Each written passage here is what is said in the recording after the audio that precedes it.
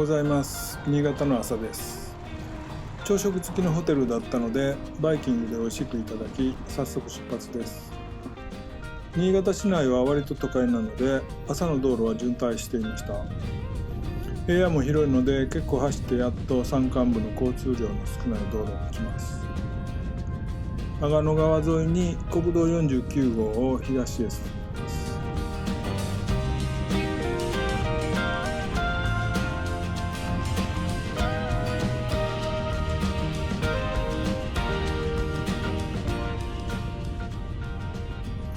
スノーシェッドと呼ばれる雪深い山間部の道路を雪から守るトンネルのようなものを抜けていきます。僕はこのスノーシェッドが大好きで、トンネルよりも明るいし、何か SF の世界に迷い込んだような気がしますよね。宇宙ステーションの内部にも見えます。単に僕の住んでいる近辺では見かけないので珍しいからかもしれません。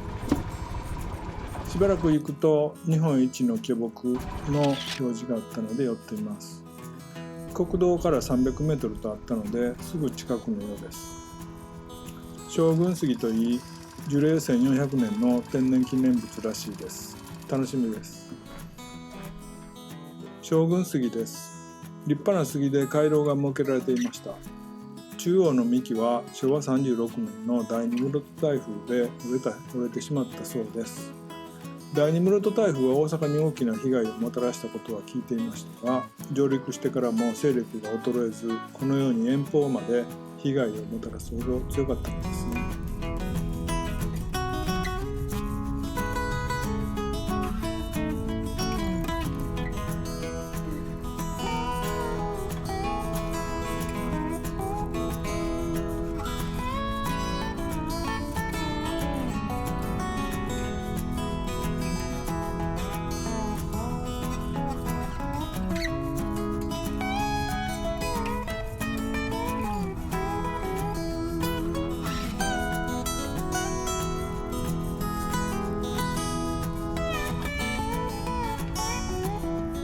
ここで橋を渡っていると何やら並行して古そうな鉄の吊り橋があったので寄っています。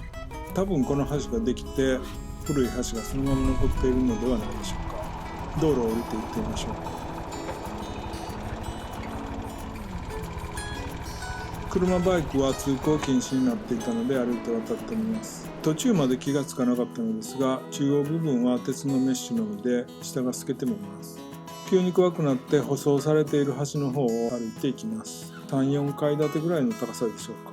勇気を出して真ん中を歩こうとしましたが、ちょっと無理でした。多分一休さんでも高所恐怖症ならばここは渡れないでしょう。国道に戻る前に踏切があって、ちょうど磐越西線の汽車が通過しました。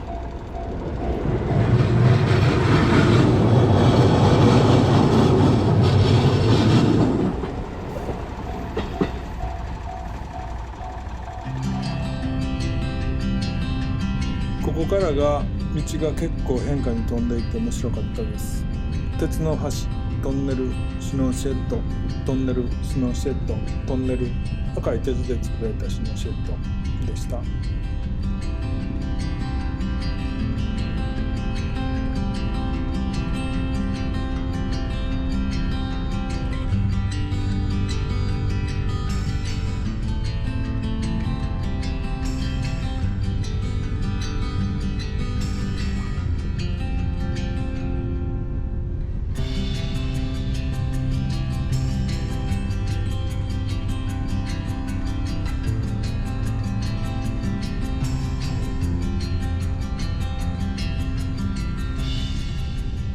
途中ヒデヤという磐越西線の無人駅に乗ってみました。僕にすれば全てがドラマのセットのような雰囲気のある駅でした。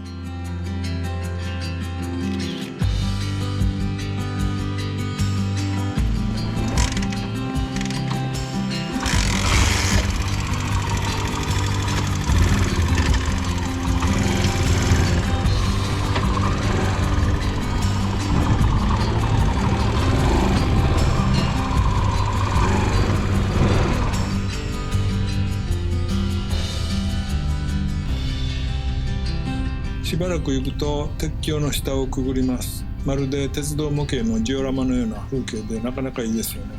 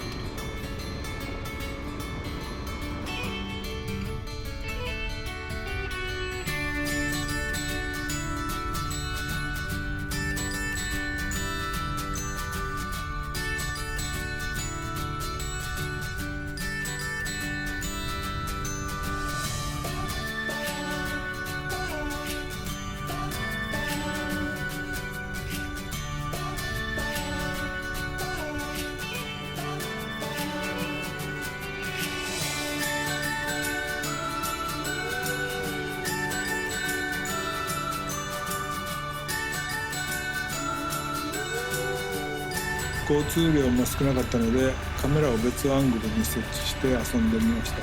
面白いでしょ。ただライダーの表情が無粋ですよね。これでも本人は精一杯楽しんでるんですけど、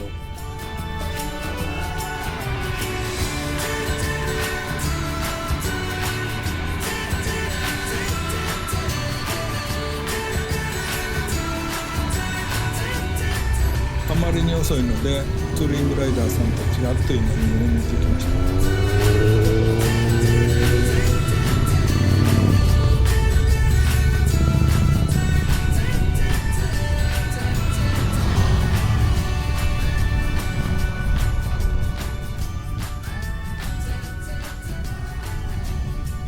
朝が早かったのとお昼に慣れかけていたタイミングでラーメンののれんを見つけたので一度行き過ぎたのですが逆戻りして入っています。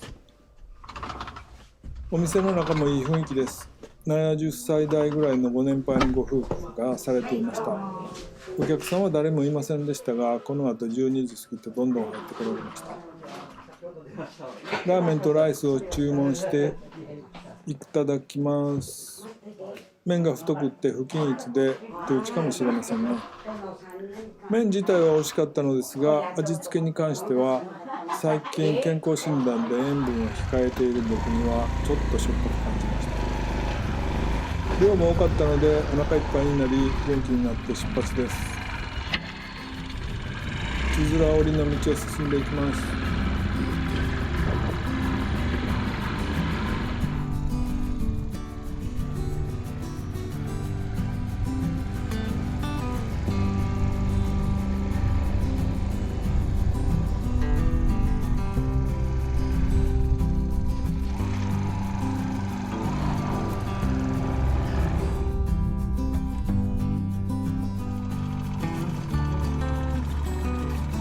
しばらく行くと飯豊連峰の展望所がありました。パノラマではありませんでしたが素晴らしい眺望でした。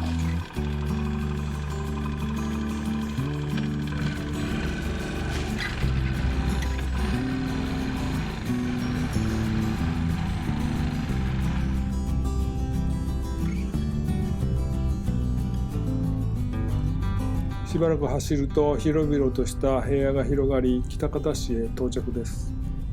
ここで今回のツーリングで初めてガソリンを入れました。ここまで184キロ走って 3.82 リットルの給油で燃費は 54.1 キロパーリッターでした。まずまずです。道の駅グラバンダイによりデザートに花豆のジェラートをいただきました。甘さ控えめの大人の味で豆の風味がして美味しかったです。そのまま予約していた Airbnb に直行です。早くも日が暮れてきて付近を散策するのもあまりできませんでした。グラバンダイってリゾート地なんですよね。知りませんでした。そのままおやすみなさいです。明日は飯舘村経由で浪江村のホテルへ向かいます。